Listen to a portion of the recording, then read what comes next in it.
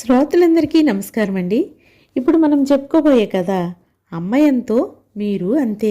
రచన doctor మజ్జి భారతి గారు.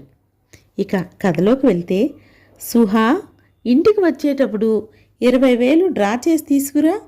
భర్త శ్రీహర్ష మాటలకు కళ్ళెత్తి చూసింది సుహాసిని. విషయం ఏమిటన్నట్లు కళ్ళతోనే మాట్లాడుతుంటారు అందరూ సుహాసినిని చూసి. అదే, ఈ నెల నీ ఖర్చులు వదినకు ఇవ్వాలి అన్నాడు మాటలకు తడుముకుంటూ అర్థం కానట్లు చూస్తున్న సుహాసినితో. పెళ్ళికి ముందు ఒక్కడినే కదా 20,000 ఇచ్చేవాణ్ణి ఖర్చులకు. ఇప్పుడు నువ్వున్నావు కదా, పెళ్ళికి నా జీతమంతా ఖర్చయిపోయింది. వచ్చే నెల నిన్ను అడగను, నా జీతంలో అడ్జస్ట్ చేసుకుంటాను. సుహాసిని అడగకుండానే సంజాయిషి ఇచ్చుకున్నాడు శ్రీహర్ష. అప్పటికి ఊరుకుంది సుహాసిని. కానీ ఆ రాత్రంతా ఆలోచిస్తూనే ఉంది. పెళ్ళై ఇంకా నెల రోజులు కాలేదు. ఉమ్మడి కుటుంబం. పెద్ద ఆయన బావగారు శ్రీకాంత్ ఇంజనీర్గా ఉద్యోగం చేస్తున్నాడు. అతనికి 2 ఆడపిల్లలు.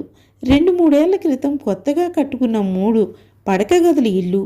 పెళ్లికి ముందు అది ఉమ్మడి ఆస్తి అన్నట్లుగా ఉన్న మాటలు మొన్న తోడికోడలు పద్మ ఎవరితోనో మాట్లాడుతుంటే తెలిసింది. అది వాళ్ళ సొంతమని, ఉమ్మడి ఇల్లు వాళ్ళ ఊరిలో ఉందని. హర్ష కన్నా చిన్నదైన ఆడపడుచు శ్రీలత పెళ్ళై భర్తతో బెంగళూరులో ఉంటుంది. పెళ్ళికొచ్చిన ఆమె వారం రోజుల క్రితమే తన ఇంటికి వెళ్ళింది. 65 ఏళ్ల అత్తగారు యశోదమ్మగారే ఇంకా వంటగదిలో. పెత్తనం పోతుందన్న భయమా? ఆమెను చూస్తుంటే అలా అనిపించడం లేదు. తోడికోడలు అత్తగారి మేనకోడలే. అత్త, ఈరోజు ఇది చేసుకుందాం, నీ వంట రుచి ఎవరికీ రాదు అంటూ తీయగా మాటలు చెప్తూ ఆ రోజు వంట ఏం చెయ్యాలో అత్తగారికి పురమాయిస్తుంది. పిల్లలు కూడా స్కూల్ నుండి రాగానే నానమ్మ అది కావాలి, నానమ్మ ఇది కావాలి అని వాళ్ళ నానమ్మనే అడుగుతుండడం కూడా చూస్తుంది. హర్ష కూడా ఏం అవసరమైనా వాళ్ళమ్మనే అడుగుతున్నాడు. నెల రోజుల్లోనే అర్థమైంది పెత్తనం తోడుకోడలదని, పని అత్తగారిది అని. ఈ వయసులో ఆమె కష్టపడుతుంటే చూడటానికి కష్టంగా ఉంది. పోనీ ఇంట్లో ఉన్నప్పుడు తానేమైనా సాయం చెయ్యబోతే నీకెందుకులేమ్మా అనేస్తున్నారు. చొరబడి చేయటం తనకి ఇంకా అలవాటు కాలేదు. చూచాయిగా హర్షతో అంటే, నువ్వు మరీ భూతద్దంలో నుండి చూస్తున్నావు. వదిన అమ్మను సొంత తల్లిలా చూసుకుంటుంది. లేకపోతే గొడవలు లేకుండా ఇన్నాళ్ళు కలిసి ఉండగలరా? నువ్వు వదినలాగే అమ్మనాలా చూడొచ్చు కదా అని తిరిగి తనకే చెప్పాడు. అంతేగాని వాళ్ళమ్మ మంచితనాన్ని వదిలి వాడుకుంటుందన్న విషయం చెప్పినా అర్థం చేసుకోవడం లేదు. పెళ్ళైన నాటి నుండి తాను గమనించిన ఇంకొక విషయం ఏమిటంటే, ఇంట్లో ఏ ఖర్చు కనిపించినా హర్ష పాలవాడు వచ్చాడు చూడు, పని మనిషి జీతం అడుగుతుంది చూడు అని తన భర్తకే పురమాయిస్తుంది తోడికోడలు. పద్మ ఆఖరికి పిల్లల ఫీజులు కూడా ఈ నెల తన ఖర్చులు అదనమంటే తామిద్దరి కోసం చెరో 20,000 ఇంటి ఖర్చులకు పెడుతున్న డబ్బు కాక నెలకి 40,000 అత్తగారికి పెన్షన్ వస్తుందని తెలుసు. కానీ అది ఏమవుతుందో ఇంకా తెలియదు. ఇప్పటి నుండే తాను ఈ విషయంలో జాగ్రత్త పడకపోతే తర్వాత విచారించి లాభం లేదు ఆలోచిస్తూ అటు తిరిగి పడుకున్న సుహాసిని మీద చెయ్యి వేయడానికి జంకాడు శ్రీహర్ష. పెళ్ళైన తర్వాత తొలిసారి భార్యాభర్తలు దూరంగా పడుకున్నారు. ఏమిటి ట్రాన్స్ఫరా? మీకు ట్రాన్స్ఫర్లు ఉండవేమో అని బావగారు. పెళ్ళై 2 నెలలు కాలేదు, అప్పుడే ఎడబాట. తోడికోడలు గదిలో తనకు చెప్పకుండా ఇప్పుడు భోజనాల దగ్గర చెబుతున్నందుకు చిన్నబుచ్చుకున్న ముఖంతో భర్త. ఆపించుకోవచ్చేమో, కనుక్కోకూడదు. అత్తగారు ఆదుర్ద. అయితే మేము సెలవులకు బాబాయ్ వాళ్ళ ఇంటికి వెళ్ళొచ్చు. పిల్లల ముఖంలో ఆనందం వాళ్ళని దగ్గరకు తీసుకుంటూ తప్పకుండా అని మంచి ఆఫర్ వచ్చింది బావగారు. ఆఫీసులో అందరూ ఈ ఛాన్స్ వదులుకోవద్దని చెప్తున్నారు. అదేగాక ఈయనకు వర్క్ ఫ్రమ్ హోమ్ కదా, ఈయన నాతో పాటు వస్తారు. ఇంకా ఎడబాటు ఏముంటుంది? తోడుకోడల్ని చూస్తూ చెప్పింది సుహాసిని. ఆ రాత్రి గదిలో సుహా ఇక్కడే ఉంటే బాగుంటుందేమో, అలవాటైన ఊరు, అందరం కలిసి ఉండవచ్చు. ఇక్కడ నీకు వంట పని ఇంటి పని లేదు, అన్నీ అమ్మ వదిన కలిసి చేసుకుంటారు. బయటికి వెళితే మనం కష్టపడాల్సి వస్తుంది. ఆలోచించు. అదీకాక అమ్మను వదిలి నేనుండలేను అని చెప్పాడు శ్రీహర్ష. ఈయన వీళ్ళ అమ్మను వదిలి ఉండలేరు, మరి నేను మా అమ్మను వదిలి ఇక్కడికి రాలేదా? మనసు చిన్నబుచ్చుకొని అటుపక్కకు తిరిగింది సుహాసిని. అప్పటికి తానన్న మాటలో తప్పు తెలిసింది శ్రీహర్షకు. రెండోసారి భార్యాభర్తలు దూరం దూరంగా ఉన్నారు. ఈయన అత్తయ్యను వదిలి ఉండలేరట. అత్తయ్యని మాత్రం మాతో తీసుకువెళ్తాం. భోజనాల దగ్గర సుహాసిని మాటలకు పిడుగుపడింది. ఆ ఇంట్లో అమ్మ లేకపోతే ఎలా బావగారు? హర్షే కాదు, అత్తను వదిలి నేను ఉండలేను కదత్తా తోడికోడలు. తనతో మాట మాత్రంగా కూడా చెప్పకుండా అందరి ముందు చెబుతున్నందుకు వస్తున్న కోపాన్ని అదుపు చేసుకుంటూ హర్ష, నానమ్మ లేకపోతే మాకు నచ్చనివి ఎవరు చేస్తారు? పెద్ద మనవరాలు. నాన్నమ్మ లేకపోతే మేము స్కూల్ నుండి వచ్చేసరికి ఇంట్లో ఎవరుంటారు అని చిన్న మనవరాలు. ఏమే, నేను ఇంట్లో ఉండకుండా ఎక్కడికి వెళ్తున్నాను? నానమ్మే ఉంది కదా అని ఎప్పుడైనా అలా ఇటు చిన్నదాని నెత్తి మొట్టి. అత్త ఎక్కడికి రాదు, మొదటి నుండి అలవాటైన ఊరు. పరిసరాలు ఇప్పుడు తన్నెక్కడికి పంపించలేను. ప్రేమగా అత్త భుజాల మీద చేతులు వేస్తూ అంది తోటికోడలు. సరే అక్క, మీ ఇష్టం, కానీ ఏ విషయమైనా క్లియర్గా మాట్లాడుకోవడం నాకు అలవాటు. ఆ తర్వాత గొడవలు పడటం ఇష్టం ఉండదు. ముందే చెప్తున్నాను. ముందు ముందు అత్తను మేమిన్ని సంవత్సరాలు చూసుకున్నాం, ఇంకా మేమెన్నాళ్ళు చూస్తాం, మీరు చూడండి అని ఎప్పుడు అనకూడదు. ఇప్పుడు పంపించకపోతే అత్తయ్య గారిని చివరి వరకు మీరే చూసుకోవాలి. కుండ బద్దలు కొట్టింది సుహాసిని. సుహాసిని తెగువకు నలుగురు నిశ్చేష్టులైపోయారు. అదేమీ పట్టించుకోకుండా గదిలోకి వెళ్ళిపోయింది సుహాసిని. మెత్తగా కనిపించే భార్యలో తనకు చెప్పకుండా ముఖ్యమైన నిర్ణయాలు తీసుకునేంత టెంపరితనమా? పెళ్ళై 10 ఏళ్ళైనా ఏ విషయానికైనా మీ అన్నయ్యను అడగాలి హర్ష. అమ్మో, ఆయనకు చెప్పకుండానే అనే వదిలి మాటలు గుర్తు వస్తున్నాయి హర్షకు. మరి తన భార్య నిర్ణయం ఈమె తీసుకున్నాక అందరితో పాటు తనకు చెబుతుంది. వదిలిలాంటి అమ్మాయిని కాకుండా ఇటువంటి అమ్మాయిని పెళ్లి చేసుకున్నందుకు తప్పు చేశానని మొదటిసారి బాధపడ్డాడు హర్ష. మూడోసారి భార్యాభర్తలు దూరంగా ఉన్నారు. ఇన్నాళ్ళు ప్రశాంతంగా ఉండే ఈ ఇంట్లో శాంతి లోపించింది. ఎవరి ముఖంలోనూ నవ్వు లేదు. ఎవరికి వారే దూరం దూరంగా ఉంటున్నారు. భోజనాల వేళ ఏదో మొక్కుబడికి కూర్చున్నట్లు గబగబా తిని ఎవరి గదిలోకి వాళ్ళు వెళ్ళిపోతున్నారు. నోరు నొక్కుకుంటూ ఇరుగు పొరుగు వారికి, తన తోడికోడలికి గండ్రాయితనం చేరవేస్తుంది పద్మ. మేనత్తే అయినా ఏ రోజైనా అత్త ముందు నోరు విప్పానా నేను? పెద్దవారు బావగారున్నారని కూడా లెక్క లేకుండా మాట్లాడుతుందా? ఇప్పుడు అత్తను పంపించకపోతే తర్వాత నాకు బాధ్యత లేదని చెబుతుందా? ఉద్యోగం చేస్తున్నానన్న పొగరు. పెళ్ళై 2 నెలలు కూడా కాలేదు, అప్పుడే వేరు కాపురం పెట్టేస్తుంది. ఇన్నాళ్ళు అందరం కలిసి హాయిగా ఉన్నాం. హర్షను అందరం కలిసి హాయిగా ఉన్నాం. హర్షను ఏనాడైనా మరిదిలా చూశానా? సొంత తమ్ముడిలాగే చూసుకున్నాను. అత్తను అత్తలాగా చూశానా? అమ్మలాగే చూసుకున్నాను. ఇప్పుడు ఈవిడొచ్చి ఇంట్లో చిచ్చు పెడుతుంది. అయినా పెళ్ళానికి చెప్పుకోలేడా? నువ్వు పోతే పో, నేను రానని గట్టిగా చెప్పుకోలేడా అంటూ అడగని వారికి అడిగిన వారికి చెబుతుంది పద్మ. చెవిలో పడుతూనే ఉన్నాయి ఆ మాటలన్నీ. అప్పుడు హర్ష ఏం చేయగలడు? అప్పుడు చెడు వినాలనే పద్మ అందరితో చెబుతుందా మాటలు? ఆ మాటల హర్షలో ఆలోచనలు రేకెత్తిస్తున్నాయి. వదిన అంటున్నట్లు నేను రానని చెబితే ఈరోజు ఈ విషయం అటో ఇటో తేల్చేయాలి గట్టిగా అనుకున్నాడు. సుహాసిని ఆఫీసు నుండి రాగానే ఇంటికి సంబంధించిన విషయాలలో కూడా కనీసం నాతో సంప్రదించకుండా నువ్వే నిర్ణయాలు తీసుకోవడం నాకు నచ్చలేదు. నేను రానంటే ఏం చేస్తావు? పెళ్ళి ఇన్నాళ్ళైనా అన్నయ్యను అడగకుండా వదిలి ఒక్క పని చేయదు తెలుసా? గట్టిగా అడిగాననుకున్నాడు హర్ష. ఈ ఇంట్లో ఉండటానికి డబ్బులిమ్మని మీ అన్నయ్య గారు కూడా ఇన్ని సంవత్సరాలలో ఏ ఒక్కరోజైనా మీ వదిలిని అడిగి ఉండరు తెలుసా? అంతే గట్టిగా సమాధానం వచ్చింది. డబ్బులు అడిగి చాలా పెద్ద తప్పు చేశావు, అంతరాత్మ హెచ్చరించింది హర్షను. అత్తను వాళ్లతో పంపిస్తే ఉపయోగమేమిటి, పంపించకపోతే ఏమిటి అన్న విషయం గదిలో తీవ్రంగా ఆలోచిస్తుంది పద్మ. హర్షలాగా కాదు సుహాసిని. ఏ విషయమైనా తెగేదాకా లాగుతుందన్న సత్యం అర్థమవుతుంది. ఇప్పుడు పంపించకపోతే రేపెప్పుడో అత్త మంచాన పడితే మాది బాధ్యత కాదని ఇప్పుడే చెప్పేసింది. పోనీ అత్తను పంపించేద్దామంటే అమ్మో అన్ని పనులు తానే చేసుకోవాలి, పంపించకపోతే ఎల్లకాలము అత్త ఇలాగే ఉండదన్న గ్యారెంటీ లేదు. మీద పడే వయసు ఏ రోజు ఎలా ఉంటుందో తెలియదు. ముసలితనంలో ఏ జబ్బులు వస్తాయో, వాటికి ఎంత ఖర్చు అవుతుందో. ఖర్చు విషయం పక్కన పెడితే చాకిరీ ఎవరు చేస్తారు? అమ్మో హద్దులు వద్దులే, అవన్నీ నేను చేయలేను. ఆవిడను ఊహించుకోవడం ఎందుకు? అవన్నీ నేనెందుకు ఊహించుకోవాలి? కాలు చెయ్యి పడిపోయాక ఆవిడ కింద చాకిరీ చేయడం ఎందుకు? పంపించేస్తాను. చివరి వరకు ఆవిడ బాధ్యత మీదే అని గట్టిగా చెప్పి మరీ పంపిస్తాను నిర్ణయించుకుంది పద్మ. యశోదమ్మ చిన్న కోడలతో వెళ్ళాలన్న నిర్ణయం జరిగిపోయింది.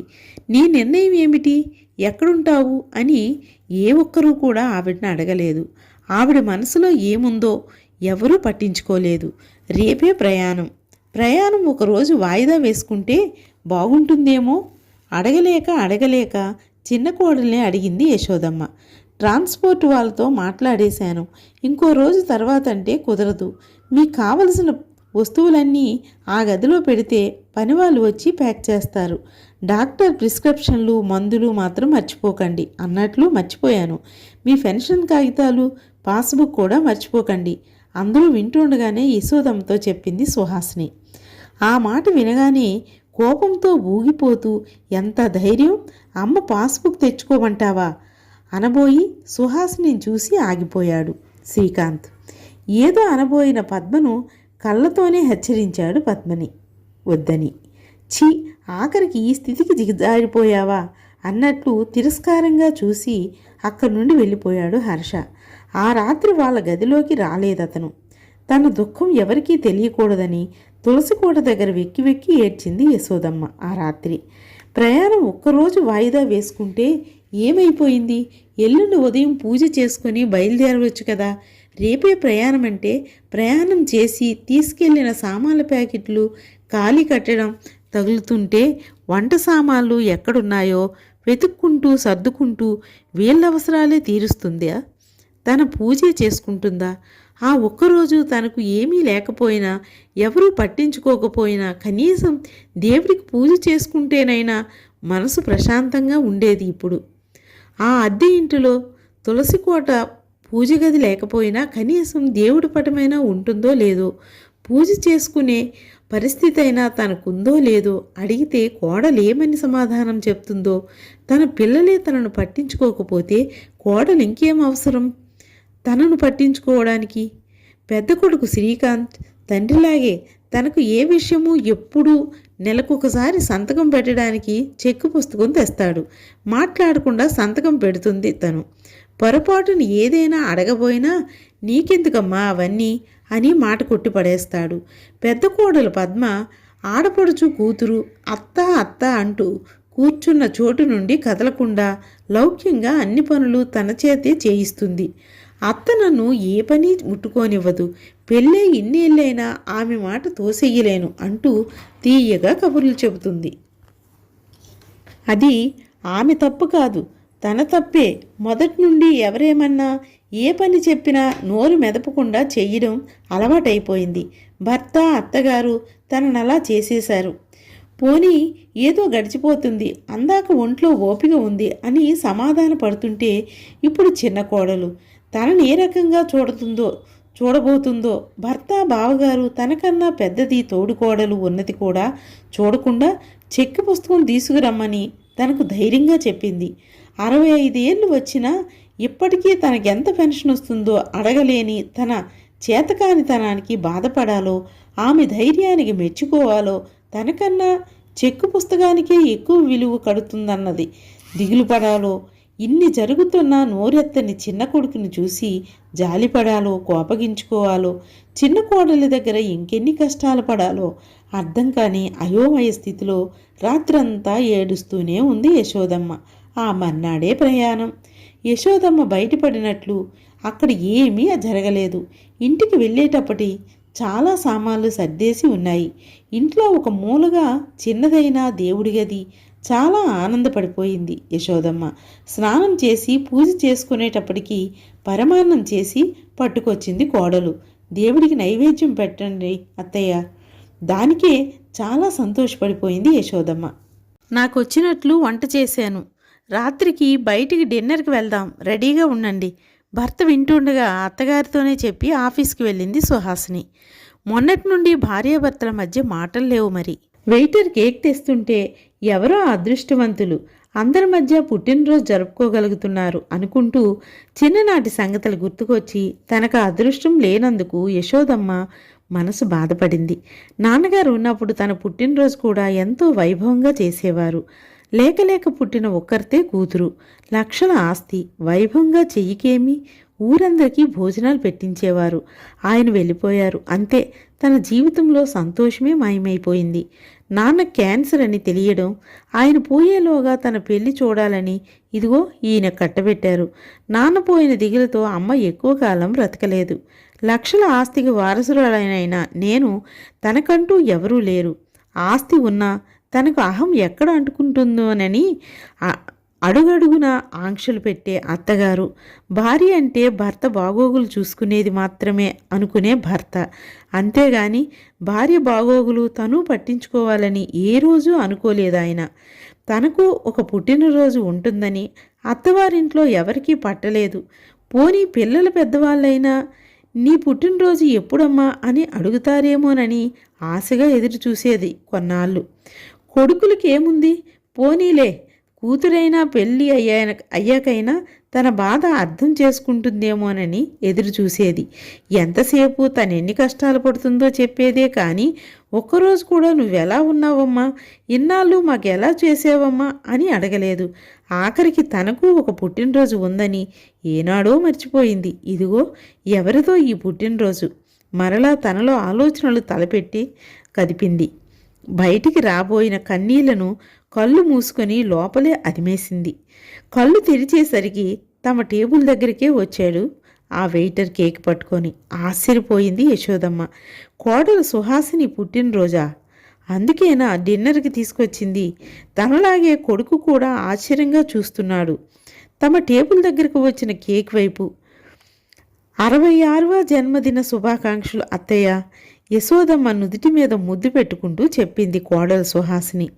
ఎన్నో సంవత్సరాల నుండి వినాలనుకున్న ఈ మాట తొలిసారి వింటుంటే యశోదమ్మ కళ్ళమ్మట గంగ ప్రవహించింది. ఏమిటత్తయ్యా ఇది? మీరెంతో సరదా పడతారనుకుంటే ఏమిటిది? కోప్పడింది సుహాసిని. లేదమ్మా, మా నాన్న గుర్తుకు వచ్చారు. ఆయన ఉన్నప్పుడు నా పుట్టినరోజు ఎంతో ఘనంగా వైభవంగా చేసేవారు. ఇప్పుడు మరలా నువ్వు పెళ్ళైన ఇన్ని సంవత్సరాలకు ఈ మాట మొదటిసారి వింటుంటే నా పిల్లలు కూడా ఏ రోజు చెప్పలేదు. ఇప్పుడు నువ్వు నా కోడలివి చెప్తుంటే కళ్ళమ్మట ఆ నీళ్లు రానంతటా వాటంతట అవే వచ్చేస్తున్నాయి. నా ప్రమేయం లేదు. గొంతు బొంగురుపోతుంటే కళ్ళనీళ్లు తుడుచుకుంటూ చెప్పింది యశోదమ్మ. కొత్త వ్యక్తిని చూస్తున్నట్లు చూస్తున్నాడు సుహాసినిని హర్ష. ఇన్నాళ్ళు తామెవ్వరూ చెప్పనిది చెయ్యనిది ఇందుకేనా ప్రయాణం వాయిదా వెయ్యమని అమ్మ అడిగినా కూడా ఒప్పుకోలేదు.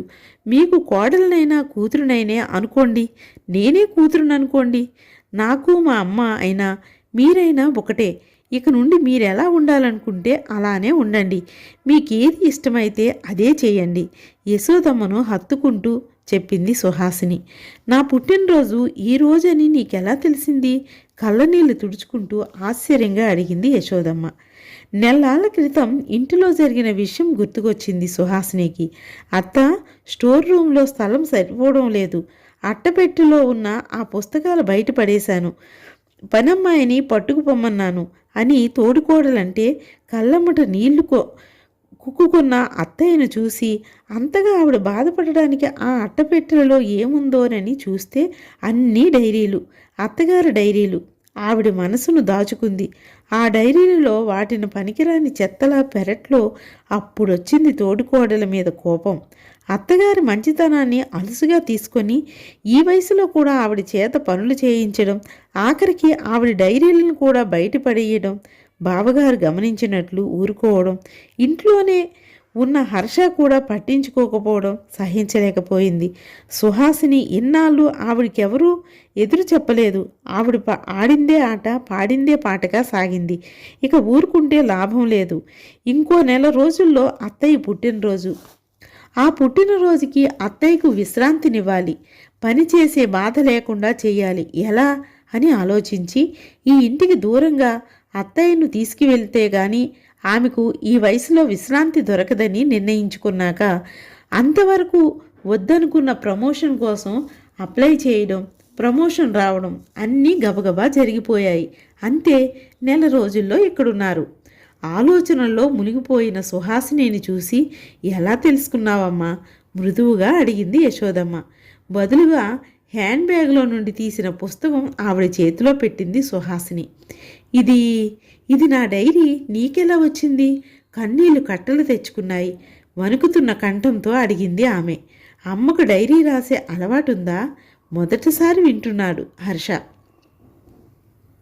ఇదే కాదు, అన్నీ ఉన్నాయి. మీ రూమ్లో సర్దించాను. సుహాసినిని గట్టిగా హత్తుకొని, ఇన్నాళ్లకు మా అమ్మా నాన్నల తర్వాత నన్ను పట్టించుకునే వ్యక్తి నా కోడలి రూపంలో వచ్చినందుకు నాకు చాలా ఆనందంగా ఉందమ్మా.